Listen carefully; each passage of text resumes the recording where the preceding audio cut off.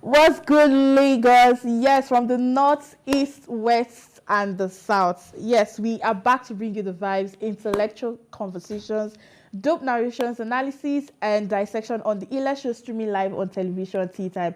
And of course, my name is Uyime Elijah. You know, I never do this alone. With me, I have two amazing individuals that will be joining me. That is right here, not will be. That is right here with me in the studio. And of course, today is Woman Crush Wednesday. And today we have an amazing personality that will be joining us much later during the show. And permit me to, you know, introduce the men that are here in the studio today. I hope they will not beat me, but good morning. It's the way people are. Why you swallow spit if you want to introduce person? Sorry. Why you let's be talk person name finish. Abdusalam, good morning. Yes, good morning, Ade. How you guys doing? Well, they Why you laughing now? 0.5%. Don't worry, we'll get to that because everybody, you know, that kind of laughter whereby you're just smiling, boss. that laughter is not how will I put it? It's not laughter. It's not laughtering at all. But it's there. So we'll all be fine. We are Nigerians now. We always get through, irrespective of anything our government slam us. We'll get through everything. Sure, I'm not doing it now. We are Nigerians, so we'll be fine. Last. It will not kill us. Yeah. We'll be fine. Yeah. But anyways, we'll talk about that story when we get to that point. But for now, let's go look at some videos that caught our attention, and we'll be right back. And remember, you can join in the conversation by calling in on 0909-8408-8408, or, you know, send us a message on our social media platform. So, like I said, we have some videos that caught our attention. So let's just go look at this very first one, and we'll be right back. Pelo amor de Deus, bicho. Eu pisei no pé do louco. Pelo amor de Deus, bicho. Eu pisei no pé do louco. Pelo amor de Deus, bicho. Eu pisei no pé do louco. The guy forgot that he was on like seriously. God. Where did you find all these videos, man? It's trending now. You go on, you know, all these Instagram reels. You Now see this it. story call like nobody won't die, but they won't go. They won't go even, bro. Like you get, like, I mean, you're on TV, man. Why are you afraid of like, the car? seriously? That's actually not. That's on I screen. think his mind was not. Yeah. You know, maybe you know where you're like it's just like me sitting down here, right? Yeah. Maybe my mind is somewhere. I don't think he was. No, I don't really think it's focusing. about his mind. I actually feel maybe it's due to the normal human reflexes of wanting to Exactly. avoid danger. Yeah. Because our brain actually, you know, trigger, you know, when something in the situation whereby something wants to happen. There's, I think I forgot the name. There's something that actually triggers our brain, like to cut our attention. Like this is it, I guess, just for us to be aware of the current situation that wants to happen. I mean, that's it's not like it's phobia, you get, but I just feel like it's nature. No? It's just natural instinct. Exactly. It's just like if I should eat a sound like bam, everybody like yeah, you get. So that's just it. Well, okay, let's look at the second video for today.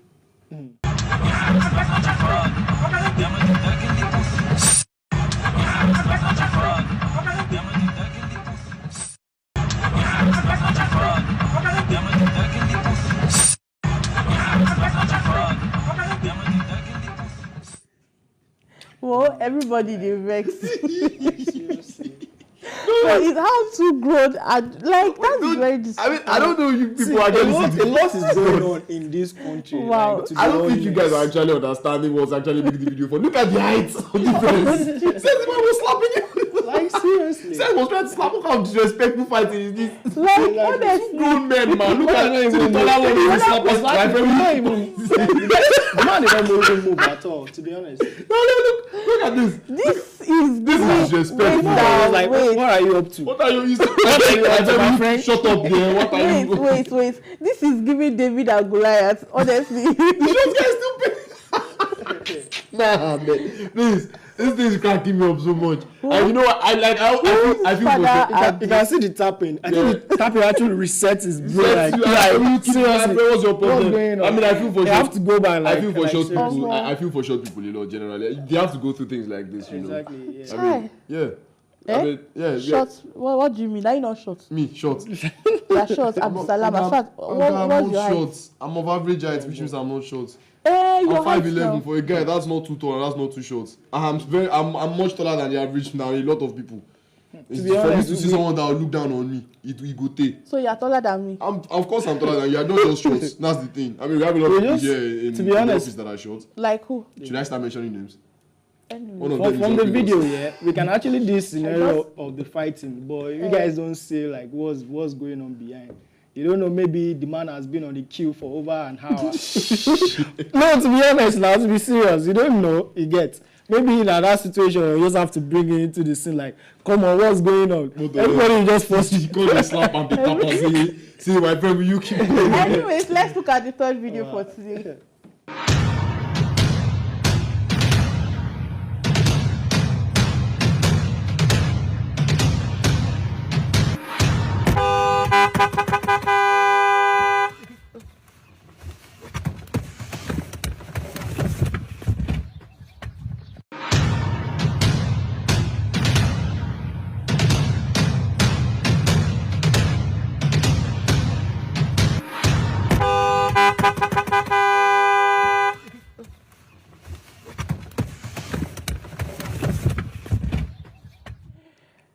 Honestly, Well. this actually happened in real life. No, this is Lagos. So Lagos no, for this is No, Lagos. actually happened in real life. Like, what is it that Lagos drivers like? We are not I patient. won't condemn the guy in the video because that is me.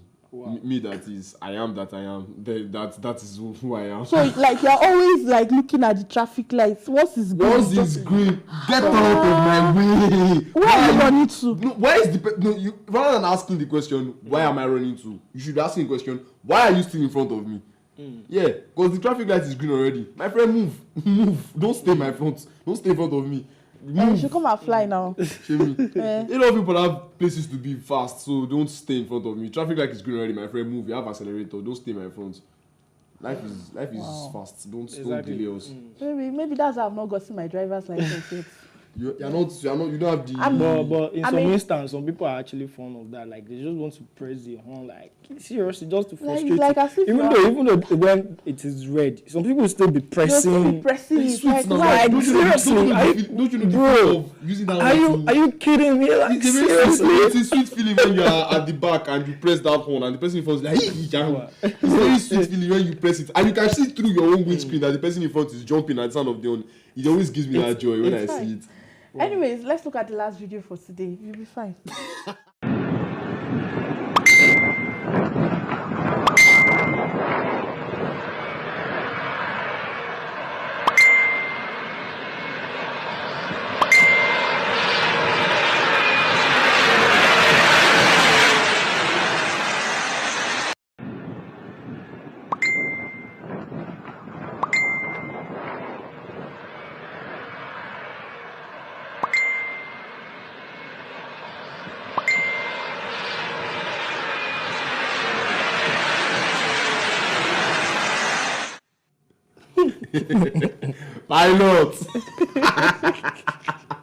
Pilot.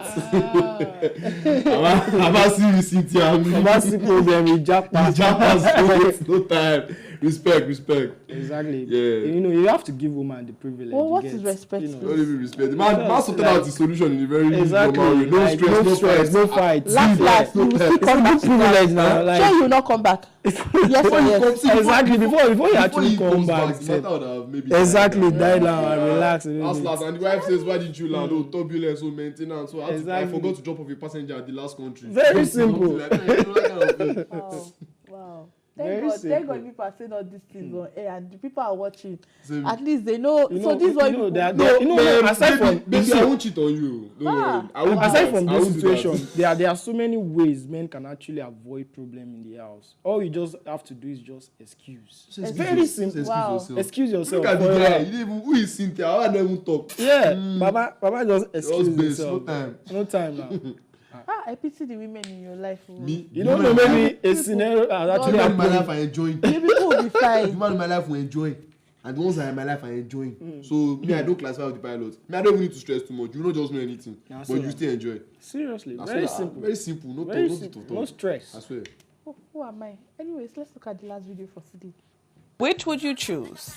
A, to get $1 million and have dinner with all of your exes at the table, or B, get $1 but meet your true love tomorrow? Let me know in the comments and don't forget to follow. So $1 million. Oga, owó ni kókó Big gan. money. $1 million. Big money. What is true love? Like $1 and true love. What is that? How is that one helping? How's that one helping? She be me and my exes, we know each other before. She be just to sit down and chop. And I'll collect $1 million after. Bring calm. I will tell all of them sorry for the table safe. In extra, you add bonus money for me to tell them. So you rather spend $1 million on all your exes? No, it's not to speak. She asked the question. Would you rather have $1 million and have dinner with all your exes, or $1 and find true love? Bro. You just go for the money, man. The true love can be found even without Exactly. giving. Like, I will find seriously. the true love. Give me the money. I will sit down with all my exes and we'll have fun together. I've even given her tips. Me on our house. Exactly. Now so now. Yeah. Out of that money, so if you dash them maybe some certain amount of money, maybe 10. One of them will come back and beg that he wants to be with you again. You see now. It's not hard. People are making this thing too Why hard. Making is hard. Like making it too seriously, yeah.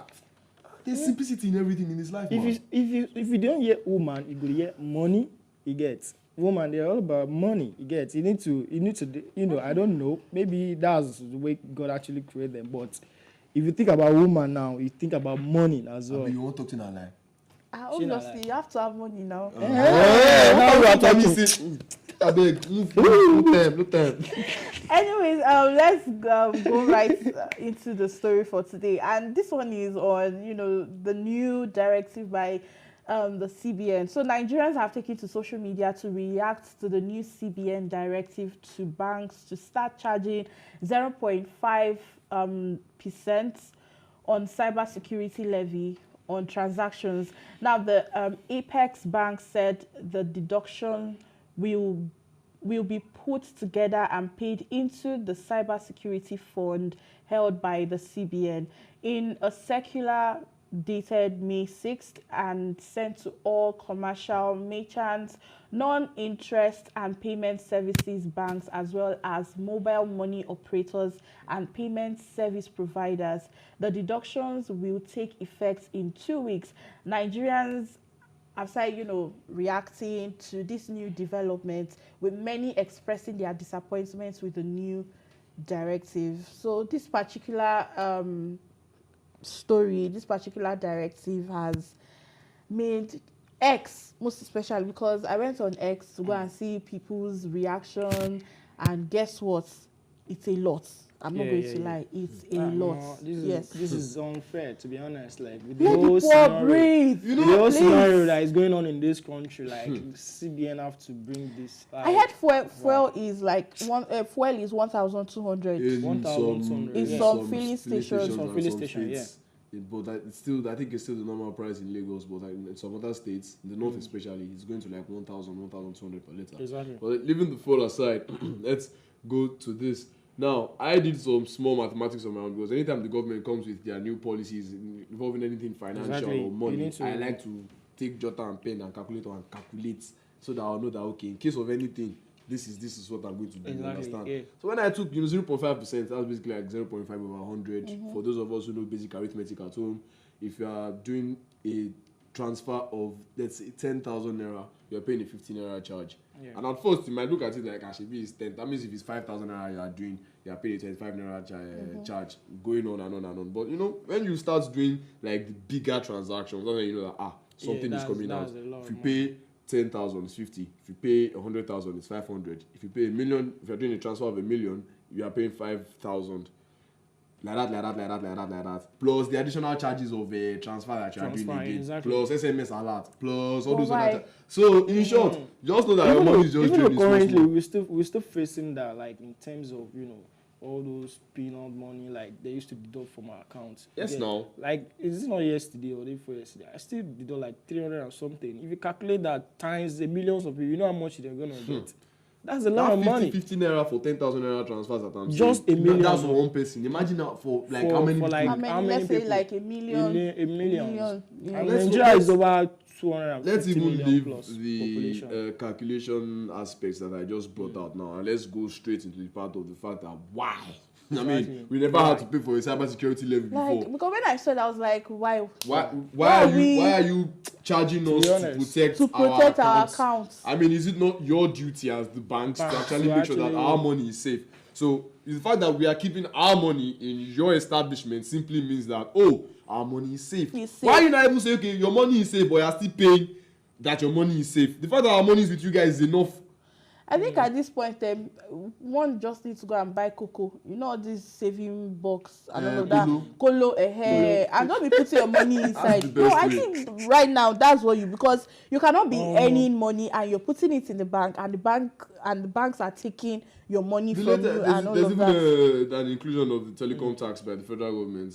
I saw that one. I was like, if you dey make call, I mean they cut Exactly. pass money where they supposed cut, all those kind of things. Because obviously, if they impose the telecom tax on all these telecommunication network companies, they are definitely not going to be the ones paying. We are going to be the ones paying. So the money exactly. for calls and everything, data money itself, I expect it will go up.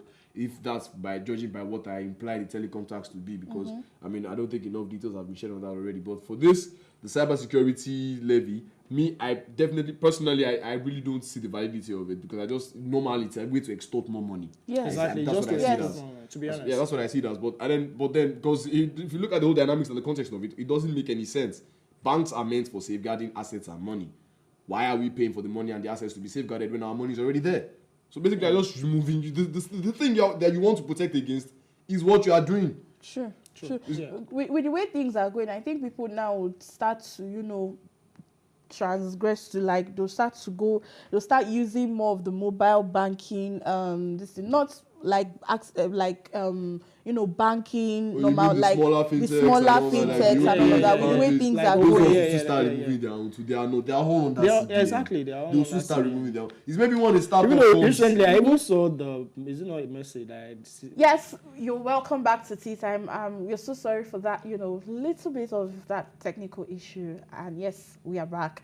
Okay, so we're talking about the cybersecurity levy, funds that the central bank now have come out to say they want to be getting and all of that. Well, I think maybe they want to use us to pay their loan and all of that. And at this point, my advice is go and buy colo. If you not have, go and buy colo. What about, Any money you make, be putting it inside there. Honestly, yes. seriously, that can actually not work. Eh? To be honest, it can work. Oh, you don't Okay, think it can so work. so what Because- this can work? I feel like everybody can just go for an investment account. Investment And account. Yeah, like So- a market fund account. Like, what about if you actually put your money in, nothing will be deducted from it. So an interest will just be entering. Yeah. Okay, so now your suggestion is not bad though, but people who are let's say the lower class, how do you now market such to them? How do you now put it to them and say, okay, this is what you have to do and all of that? Let me just say in the olden days, 90s, a lot of people used to do like they call it the traditional way, which is babalajo, all those stuff. Yeah, people see actually do that though. You get, but I feel like they can actually do that too. I'm talking about in the local way. Okay, they can give some people just come, they'll collect their money and they'll save it for them. And No, not now. Everybody I don't clear. But anyways, that is that. But you're asking about the traditional way we can actually, that's what I'm just suggesting. Well, that. Yeah, I get your For point. me, I'll prefer the market fund one because I actually have one though, and it works. Okay. Yeah. Nice. Anyways, the next story we have is on school, and Schools again.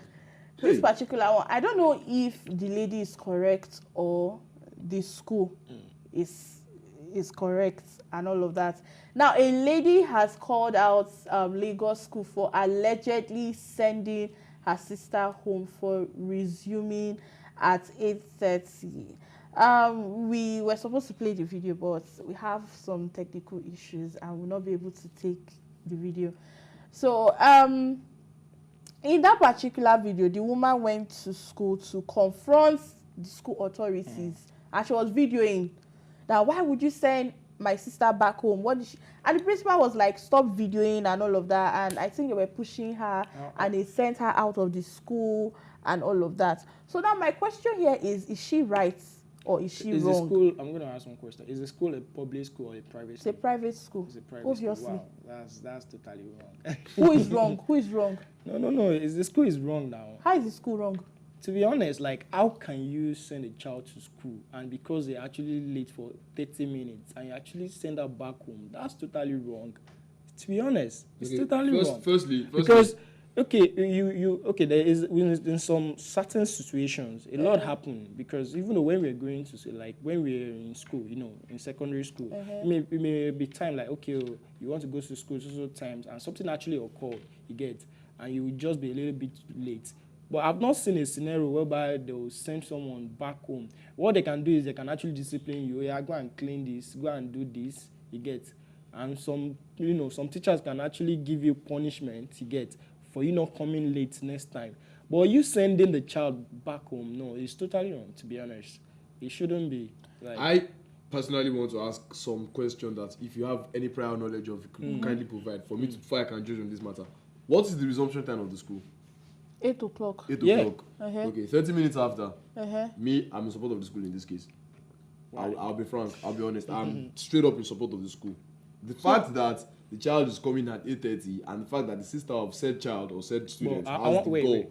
No, hold on. Wait. I don't understand. Hold on. Are you saying the school is right for chasing the girl back home? Yeah, now the chasing aspect is maybe in the manner in which they chased the child back home was quite embarrassing and overly exaggerated. but I want to ask you one question, yeah. Okay. Okay, the more question I want to ask you is when you were in school, secondary school, have you been sent home for late coming? Yes. Yes, now I've been sent home for late coming. Literally, my school they didn't make it an embarrassing affair and be like, get out, go, where are you coming? Let's come out. They also kindly told my mom, because she was the one that dropped me that day. I'm sorry, but if he continues coming by this time, we're not going to be able to go, allow him to stay at our school. And I told her, I got to school by 9.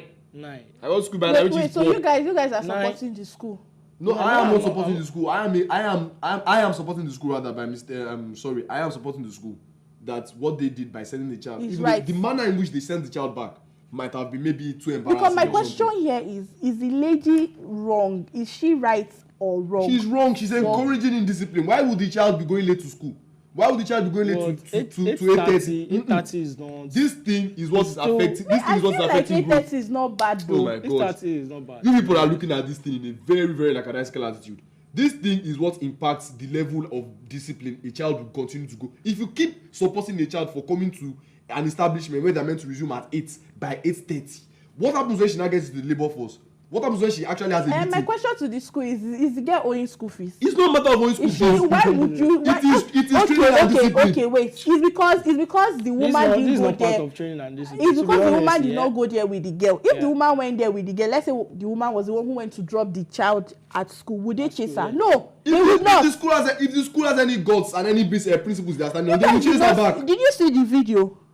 I think I did, yeah. Where the man was even trying to like collect the woman's phone and said, actually he was like stop recording and all of those things. Because of the recent trend of schools now in Nigeria and the way they've been going around with bad rep, that's why I kind of think he might not want the publicity of that school to be projected in a negative light. So the fact that I was trying to snatch away the phone, I understand in that aspect. Okay, he doesn't want his school to like make the school is wrong. Oh. The school is not wrong. The school is not wrong. And the woman did not do anything know, wrong. Because everybody is saying, some people are saying the woman did something wrong. Me, I not even saying cyber security story no touch me like this. I'm actually beginning to feel quite disgusted about the fact that you are saying that the school is not the school is wrong for. Why would you send it? Yeah, you know, like the child. If the child came to school by Exactly. 10:30 or 9 o'clock, that one is even more. 30 minutes late. School starts by 30 8 o'clock. minutes like late it could for have a sent- learning establishment is bad. You know, It bro, impacts the growth of the child. to When be- the child starts growing Did up, you ask the child why he or she came late? that's why I now feel the school made a mistake. You could have at least tried to find out at first. But still, it's not supposed to be something that will be condoned normally. to me, I feel like they should have sent a message to parents. Maybe warning message, like, okay, your child used to come late, or maybe after they have sent the first message and the second message, and this actually happened the third time, I can agree with that. You get, Yeah. but for the first approach, like sending the child, I feel like it's wrong. That's why I said, because you're paying for the service you That- get, and yeah. you have the rights you get. listen, that's why I said that the manner in which the school did it was one I might have a problem with. Because when that thing happened to me while I was in secondary school, they actually had sent prior warnings to my parents. So the time they did it, nobody could complain. And I and my parents had to redress that, okay, we will not come late again. And from that, From the approach of the lady, you can see that maybe they did not send any. I don't the think lady too, why is she making noise? She's never thinking that can be the fault of the school now. The thing is, when Nigerians feel that, because most of the time it's happening with Nigerians, they feel because they pay for something that they have every entitlement to do as they want. Yes, now. No! Sometimes you have to obey the company policies and establishment principles as well. That's one thing you people don't get. It's a hand-in-hand thing. I pay for services, yeah, but that doesn't mean I can do as I want. Look, if I own a business, and I'm saying this publicly, if I own a business and I know I'm providing you with premium quality service and you're paying for it, fine. I'll do everything to make you comfortable. But the minute you step over the line of my company policies and my company, my rights and establishment, I will take your money back. My bad business for me, man. Don't spoil my business. Oh. Yeah. What? Sorry. Sorry. Move on. Anyways, my younger said we should move on. So let's go for a quick music break. We'll be right back. And we are back. We are back to the #1 show streaming live on television, Teatime. Let me bring us back this time. We met to this smile, so they say make I come back. Right. So, of course, like we said earlier in the first segment of the show, we have with us a very, very important person here in the studio. You know, some of those movies that you've watched that might have cracked you, your mom, everyone in your family up. Yeah, we have one of them here. You know, one of the people that we never really hear or they never really sing about, but we're here to sing his name out now. We have with us here in the studio Mr. Daniel Emeke Oriahi. Now, before we actually pan to the man himself, let's just give you a quick rundown of who he is and what he has done. Mr. Daniel Oriahi is a distinguished Nigerian filmmaker boasting over a decade of rich experience in the art and craft of filmmaking. His impressive portfolio includes directing and producing a diverse range of projects for esteemed media giants in Nigeria such as Netflix, MultiChoice Africa, Ebony Live TV, Film One, Iroko TV, and Ndani TV, among others. And notably, his second feature film, Taxi Driver, which he released in 2015, soared to great heights, ranking as the third highest grossing Nollywood film in Nigerian cinemas for the year. This accomplishment was further underscored by its screening at the prestigious 2016 Toronto International Film Festival, TIFF. Now, both Taxi Driver and Daniel's third feature film, Sylvia 2018, a compelling psychological horror, are currently available for audiences on Amazon Prime Video. Daniel's fourth feature film, The Weekend, also a psychological horror, will have its world premiere at Tribeca Festival in June 2020. Oh my God, wow, 2024, promising a compelling addition to Daniel's already illustrious filmography. From 2021 to 2023, Daniel served as the head of the Department for Directors Toolkit for Film and TV at the esteemed Ebony Life Creative Academy in Lagos State, Nigeria. His contribution to nurturing the next generation of filmmakers is a testament to his dedication to the growth and development of the Nigerian film industry. Now, let's pan to the man himself, Mr. You have to really give him a round of applause. Thank you very much. This is one of the people that, you know, are the brains behind the stuff we see on all our streaming services and our TV shows, and then we are like, we see the actors, of course, kudos to them, definitely, but then without you, we could never really get what the actors could have worked on, definitely. So, once again, we're really grateful for you being here with us on the show. Thank you very much. First of all, we just really want to know, before we get into the nitty-gritty of the weekend and everything, because really we want to know more about that, the audience wants to know more about that. We want to first know what inspired the mastermind that is Mr. Daniel Oriahi. I use that word very, very. Thank you so much. I'm very honored to be here. I'm very grateful for this opportunity to talk about my film and myself and all that. And to your question, I grew up in a village. I grew up in a small village. My mom in Edo State. Television became a very big part of my upbringing. Fortunately, my dad worked in Europe at the time, so he brought a lot of VHS tapes of movies. Unfortunately, while I was in the village, we worked. My dad, when he returned, he worked with a German company, which was situated in a very weird village in Edo State. Oh, wow. Yeah, and so they had like a staff quarters for their senior staff and all that. My dad, being a senior staff, was there as well. And because they had nationals from around the world, they had to have satellite channels for all these nationals. So we had stations from Europe, Asia, South America, America, and all that stuff. So you had this wide array of content that you are being, exposed to, even the ones you couldn't hear what they were saying. And I remember vividly at the age of 13, that was when I made the decision I wanted to become a filmmaker, because Steven Spielberg was the guy for me at the time. There was one of the channels that did a special on Spielberg, and they showed all his films from his first film, The Duel, to at the time Schindler's List. And I just felt like when I was watching this variation of movies, because he did everything from science fiction to, just did a wide range of films. And I just remember the feeling I got watching them emotionally and all that. And I said, I really like this feeling, and I really like to give it to people. But before then, I was really art inclined. So if I watched any movie, I would draw a comic of it during the holidays. Really? Yeah, so I'll go to my dad's office, I'll get a bunch of A4 paper. Like, that was my holiday, because we never went for vacation. I grew up in the village, you know what I mean? So that was my extracurricular activity during the holidays, to draw a comic of a film that really resonated with me. And it's not like my dad just let me watch television all the time. You had to sneak in to watch TV, and I had tapes. I used to record films because we had satellite then. And yeah, but all that really influenced me to want to make film. But stereotypical society, you have to do something, like study something. And I really struggled. Academically, I really struggled. But I studied economics regardless. And when I was in my third year, I had a bit of an encounter that really changed my mindset. And I just realized that if I didn't follow my dreams, then what's the point of living? So I made a conscious decision in 2005 that I was going to become a filmmaker. So when I finished my university in 2006, my mom is a professor. And she asked me, it's very vivid. I came back with my result, I made it and all that. And she said, so what are you going to do now? I said, I want to do film. I want to go to a film school. And I had a friend who told me about a film school in Jos, National Film Institute, because film schools were really expensive, But he said, there's this school in Jos and all that. So I said, I want to do a certificate course. I went there. I did a 4-week course. I met the school. I met students there.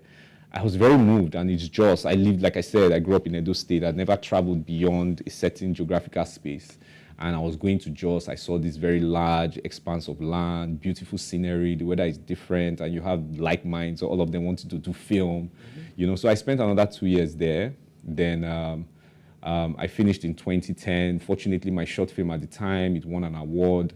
And that got me an opportunity to come to Lagos, and I did a series of short films. But in my career, I've always wanted to detach myself from, just going over and over and over and over.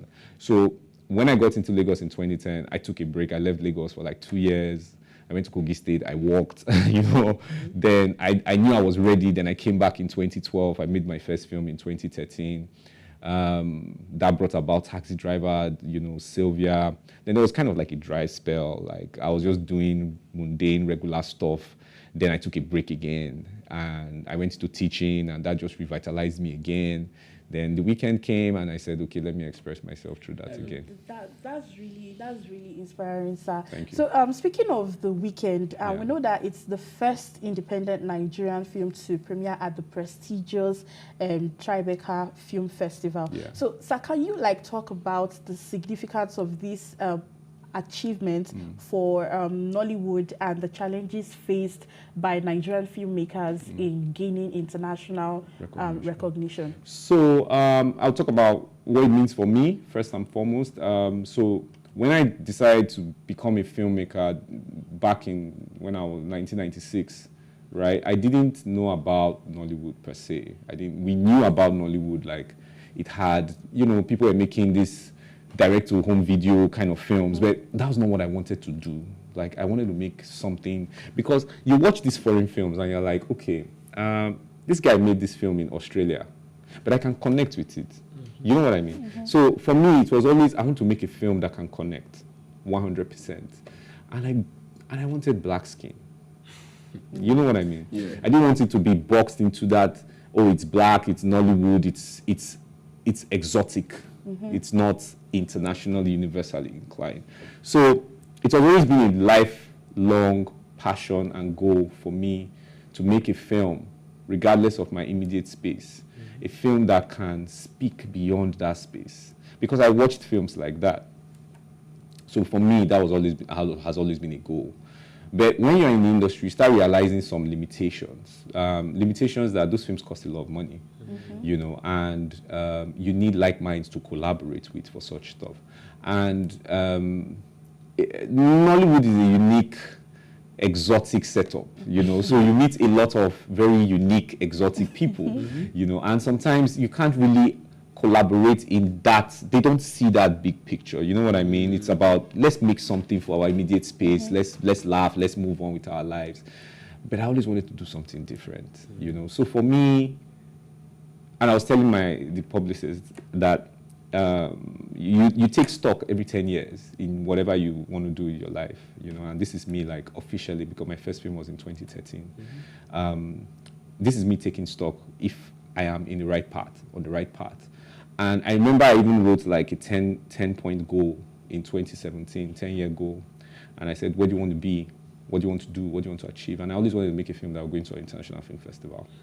And not just an international film festival. I've had films like Taxi Driver Sylvia, they've gone to film festivals, you know, but most times they go to film festivals, even if they are unique like Toronto, but there's a spotlight on Nollywood.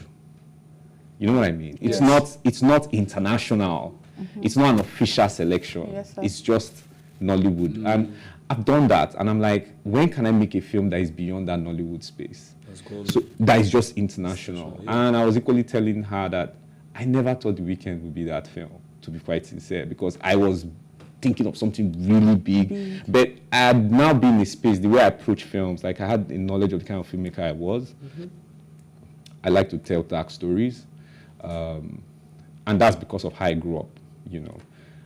And I knew such stories weren't getting much attraction in Nollywood because it's escapism, and I understand that. It's comedy, it's lighthearted, it's romance. I understand it 100%, but not everybody wants to do that. Exactly. You know what I mean? And not everybody wants to even do action, like shooting, because that's a skill. That's not just, you know. So for me, it's such an honor that I have made a film in independent Nollywood space that is getting recognition, not as a Nollywood film, but as an international film. Then a festival like that, Tribeca is the third largest film festival in America. Yes. It's big. It's Robert De Niro, who is one of my big-time, all-time actors, you know. So it's like, you know, so for me, that's an amazing thing. So I feel the major challenge for a lot of Nollywood films and filmmakers is that we are making films with the dictates of what we feel the audience wants in our immediate space. We're not making films we want to make. And it's a very tight, narrow space to go because you need support to make those kind of films. And Trino Studios is one of those motion pictures. It's so weird how we've been able to grow together as a studio. I made their first film, which is Sylvia, and they saw my first film, Misfit, which was an independent horror flick. You know what I mean? And the producer looked at it and said, Uche Okocha to be precise, he looked at it and said, you have something. I would find something for you. And they came with Sylvia. You know, that was after Taxi Driver Success and all that. And over the years since, because that was in 2016, and from 2016 to 2022, where we made The Weeknd, they kept bringing scripts. And they were not just my thing. You know what I mean? It just didn't align. So you come to understand very early on, you need a lot of money, you need support, you need backup. And there are two kinds of filmmakers in Nigeria at the moment. There are those who have money and can afford to make films. And there are those who don't have money and just can't afford to make films. Or rather, they have to make the films that, you know, they have to make do with the opportunities they have. And they're not happy. You know what I mean? A lot of them are not, even if they're making films that are grossing a lot of money, because they want to do something else, but it's just not working. So I think that's the challenge, in my opinion, especially in my age group, where what's happening to us in Nollywood. Okay. And that was very insightful, and like these insights hopefully would actually solve some of the problems that we're facing in Nollywood. It's actually a lot. But yeah, I mean, there's evidence for what you say. But, you know, coming back to the inclusion of The Weeknd at Tribeca, and Tribeca received a record number of submissions this year. Now, what do you think sets The Weeknd apart I and made it have- stand out among over 13,000 films? I have no idea. All I know is that 13 is a special number to me because I was born July 13th. So everything, even when I came here and I saw it was number 13, I was like, you know what I mean? So I'm that kind of guy. I grew up with that kind of superstitious kind of. So for me, I think The Weeknd made it because of the way it was approached. I wanted it to be very organic. Okay, so the thing about film a lot of people don't understand is that film is what you see and what you feel. Right? So what you see the actors performing, but it's not only the actors you see the environment, and that's production design and all that stuff. Those are things we don't necessarily take account of here. And it's not because we don't know, it's just, it is what it is. It's quite it's expensive.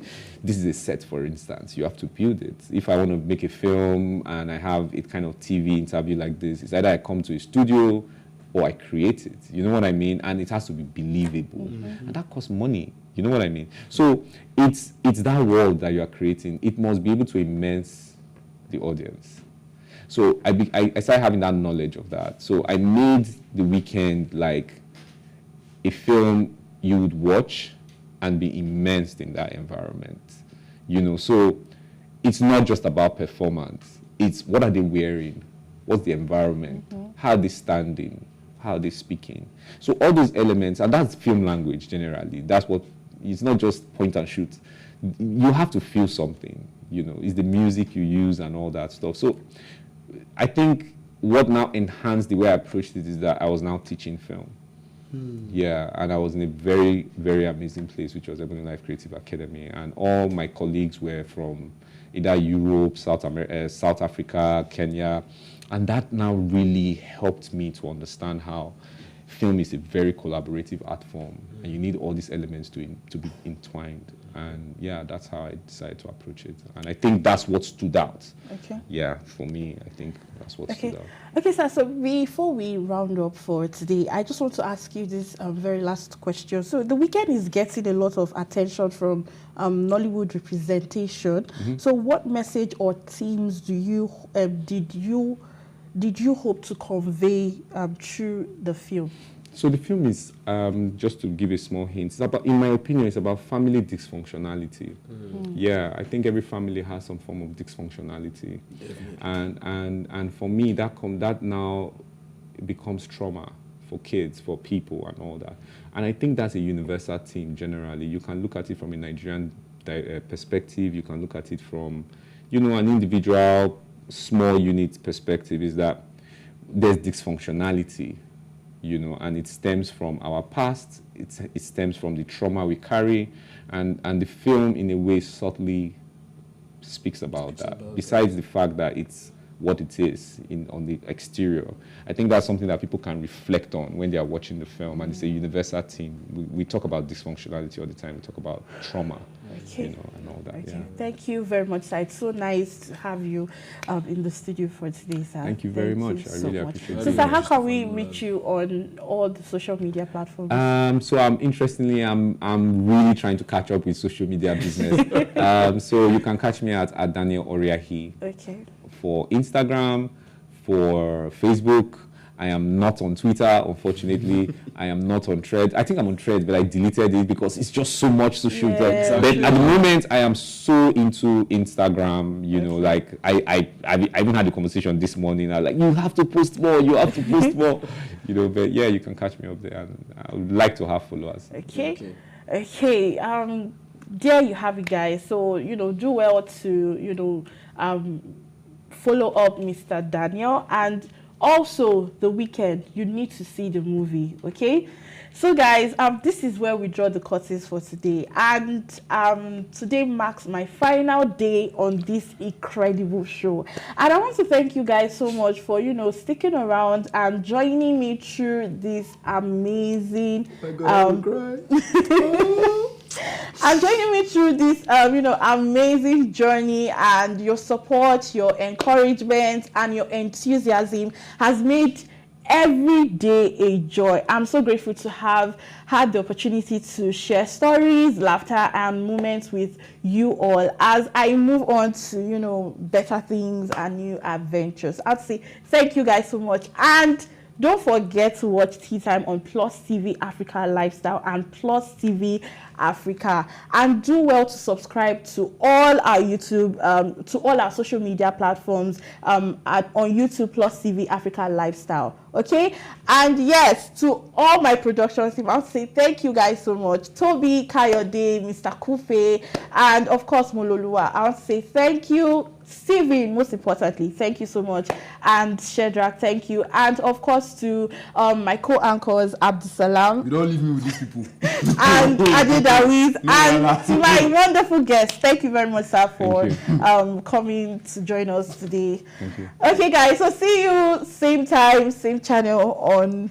I'll hand it over to you guys are gonna see me next time, okay? Yeah. I'm with y'all now. I'm with you. Okay. Anyways, guys, bye for now.